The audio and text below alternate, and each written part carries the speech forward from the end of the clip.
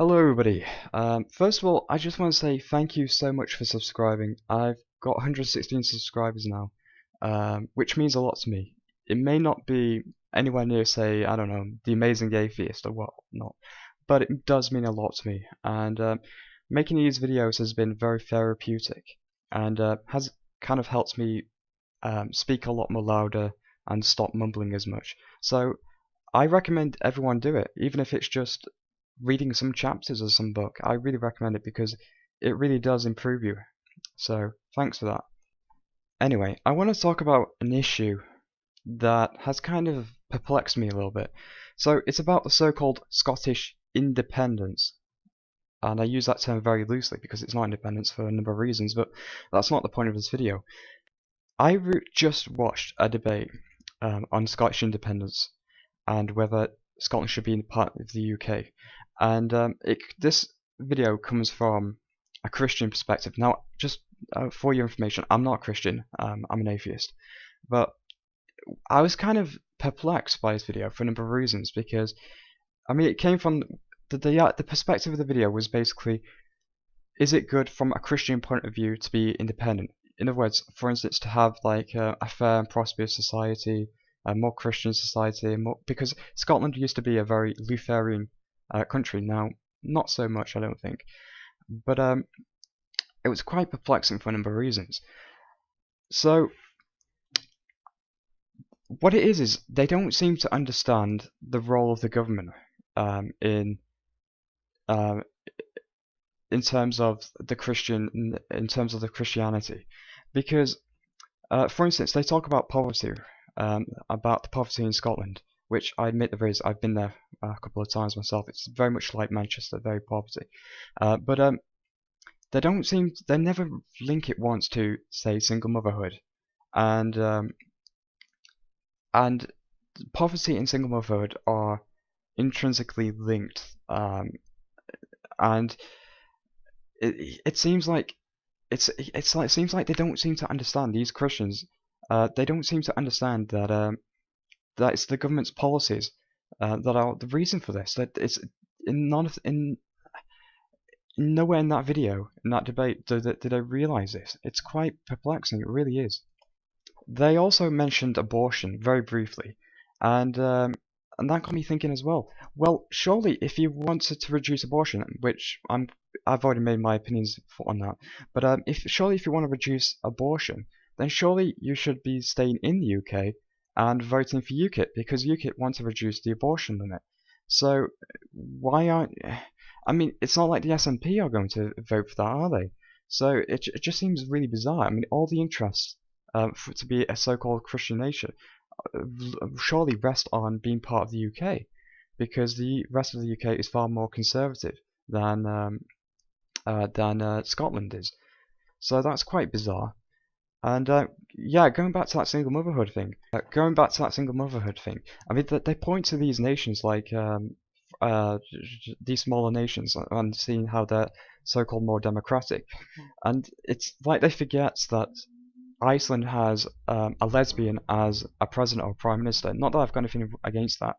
It's just that if you vote for a lesbian as a prime minister or president, you pretty much know what you're going to get. It's not going to be family-friendly policies. And sure enough, Iceland has one of the highest single motherhood rates in the Western world, I think. It's the same with Sweden as well. And yeah, it's just really quite bizarre. And here's an article that I found from the Daily Record. And the title is SNP, that is Scottish National Party. They're the leading party in Scotland right now that will benefit from independence if they get it. So SNP announces plans to scrap £200 a year bonus for married couples in an independent Scotland. This is interesting. Anyway, the SNP said the £700 million tax break will, quote, overwhelmingly benefit men. Oh, can't do that now, can we? And could leave bereaved and abused women, quote, out in the cold, even though women are more likely to abuse men than vice versa. But anyway, the SNP will scrap the £200 a year bonus for married couples. This is by the Conservative Party, who proposed it, by the way, if it is elected to lead an independent Scotland, the party has confirmed. The tax break will, quote, discriminate against many families and could leave some people worse off, according to the SNP, who say they will focus their policies on family with children.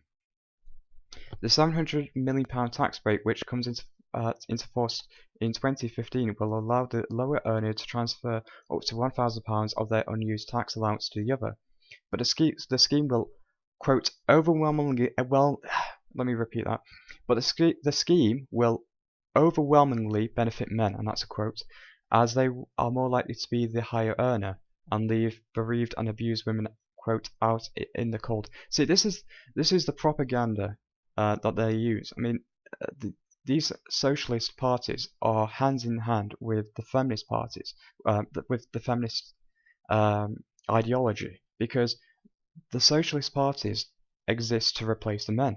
They are, as Stardust called them, the anthropomorphized alpha male, and that is correct. That's what they are, and that is why feminist and socialism go hand in hand. Anyway, just to continue, just 15% of women are expected to benefit from the scheme, according to SNP MP. I can't pronounce that name. She said the UK government marriage tax break is shortchanging women. The policy reinforces other measures that discourage dual earning couples by making those who benefit lose if their partner takes a job for more than a few hours a week. The Women's Budget Group has recognised that it will dissuade women from going back to work because the husband could lose their allowance if his wife gets a part-time job or a low-paid job that takes them over the earnings threshold. A woman who loses her husband through bereavement or is forced to leave the family, oh yeah, that really happens, yes, not the opposite. Home because of domestic violence also loses out. Oh, fuck off. Alright. UK government benefit cuts already mean that many women are struggling financially, boo-hoo, and the £700 million price tag could be better spent elsewhere, which I somewhat agree with this, but anyway. Even the Institute of Fiscal Studies has recognised Westminster's policy is symbolic and would be of little benefit. Westminster's tax breaks, which only benefit the traditional nuclear family, see, this is where I'm going with this. Family shows how out of touch the UK government is. Oh yeah, it's out of touch because single motherhood isn't a big drain on the finances. As outlined in Scotland's future with independence, an SNP government would scrap marriage tax breaks. Our priority is to help families with children by greatly expanding child care provision, because they want a nation of children in daycare or nursery. Scotland's future states the scheme will effectively discriminate against many families where both partners work, unmarried couples, widows, widowers, single parents, and women who have left abusive relationships. Just nonsense, absolute nonsense. Under the proposed system, around 2/3 of all married couples will not benefit, and analysis of the proposals suggests that couples with children are much less likely to receive the full allowance, and that many low and middle income married couples are likely to have much of a tax break clawed back through the benefit system. The Institute for Fiscal Studies has noted that because of the way the scheme will operate, some people will be worse off after a pay rise, and even if the government wants to reward marriage through a tax system, there are simpler ways of doing so, which I somewhat agree with. Like, for instance, you can just stop giving money to single parent mothers, but that's not Alex Salmond's vision in this case.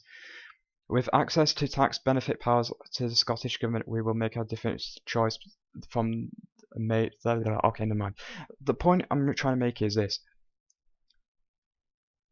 If you are a Christian, you should not be voting for independence, because these small nations, like Iceland, like Sweden, they are cultural Marxists, and they will do everything in their power to destroy the family.